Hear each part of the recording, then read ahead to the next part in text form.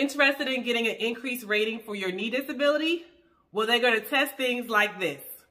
They're going to test your ability to flex or extend your knee, right? So when you're sitting down, can you pull your leg back like this? Does it hurt? Is there any pain? Where does the pain start? Or can you flex your leg like this? Extend it all the way out. They'll decide how far you can extend your leg. And they'll do it on active and passive motion. Meaning, just like you saw me do it, that was active motion. Passive motion would be if the examiner actually tried to stretch it out or flex it for you. They're also going to test whether you have any instability of the knee. I'll talk a little bit about it more later, but instability of the knee means, is your knee unstable? When you're walking, does it buckle, right? If you walk into the examination with no buckling of your knee, with no gait that is different from a normal person's gait, not a normal person, but a person with a normal functioning knee, then that may affect your ability to get a higher rating. So now that you know how they actually test a knee disability when they're trying to do an increased rating, I'm going to talk to you about the specific ratings that are assigned for the different measures of the degrees that you may be limited. Let's talk about it.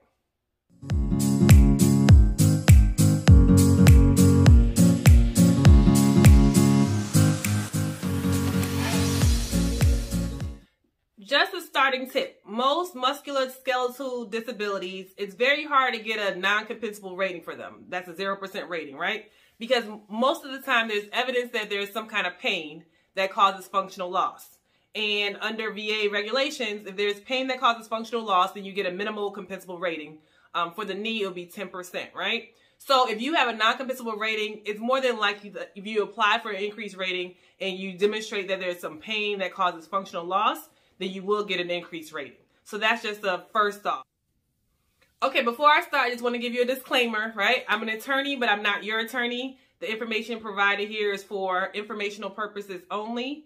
I will leave some information in the description box about some veteran service officers or other attorneys that you can hire to represent you if you want to file an increased rating for any of your disabilities. Okay, as I mentioned before, when they're testing you for increased rating for your knee disability, they're going to test your different capabilities, right? And the knee disability is one of those disabilities where you can get rated for separate things that happen to your knee. It's not considered pyramiding, meaning you don't get double compensation for the same disability.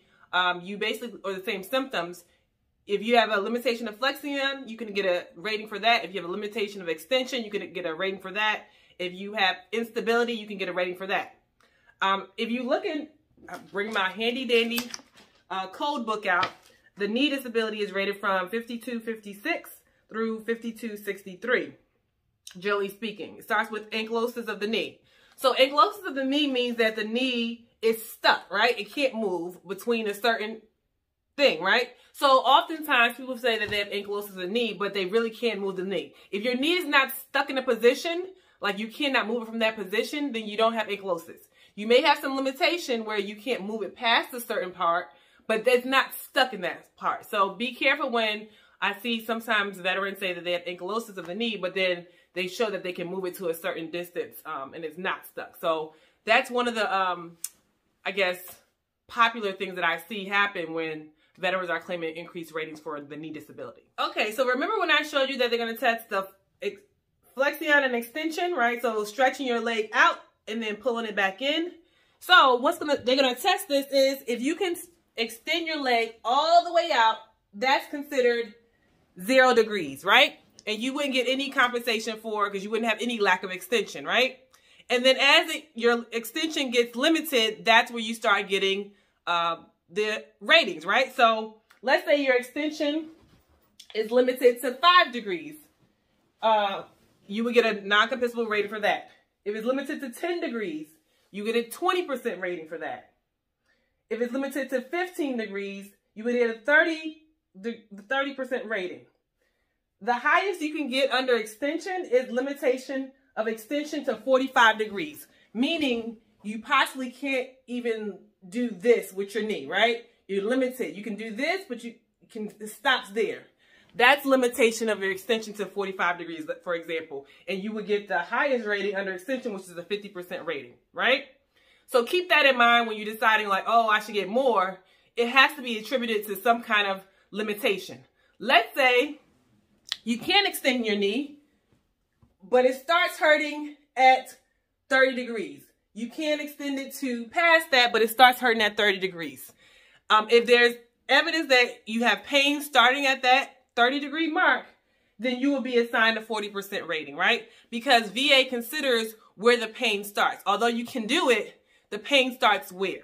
So keep that in mind when you're figuring out, like, okay, this is the rating I should possibly get.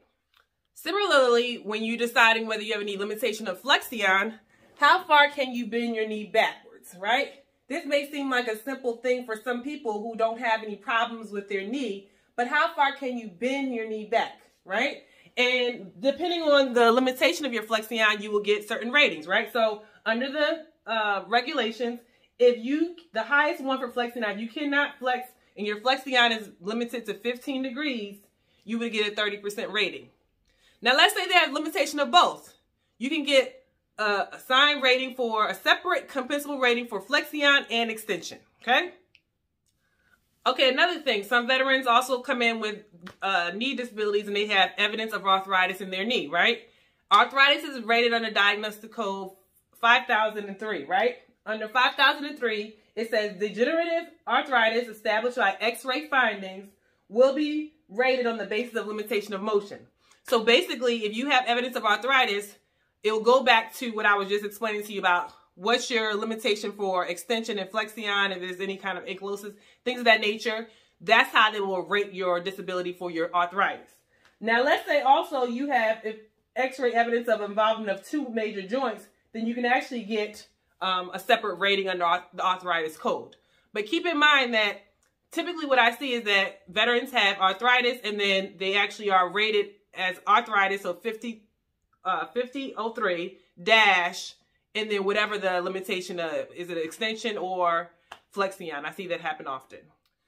Also, if you have arthritis, and let's say you don't have any limitation of motion, either flexion or extension, you will get a 10% rating just for the fact that you have arthritis, right? If you don't have arthritis, then you won't get anything.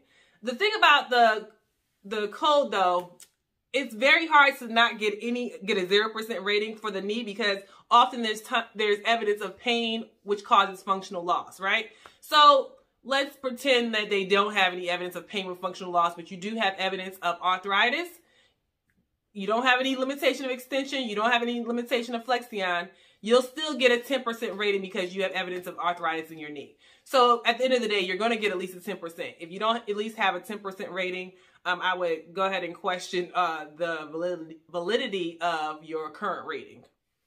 Okay, to summarize, when you have an increased rating for your knee disability, you'll probably be scheduled for a compensation examination. They'll go ahead and measure your inability to flex, extend, if you have any instability of the knee, if there's any evidence of ankylosis.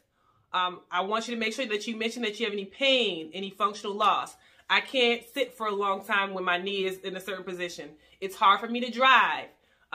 It's hard for me to walk. It's hard for me to stand for a certain period of times. Mention any kind of symptoms you have that are, relevant to your situation, but make sure you bring that out because you can get additional ratings for pain that causes kind of functional loss and what the functional loss actually deprives you of being able to do. So mention all those things when you go to the C&P exam. If you forget to mention it, go ahead and submit a written statement. Try to have it typed because some people's handwriting is not as illegible as others clearly to read. So if you can, have someone type it for you so that you can supplement anything that you may have forgotten at the examination. All right, and good luck to you. See you in the next video.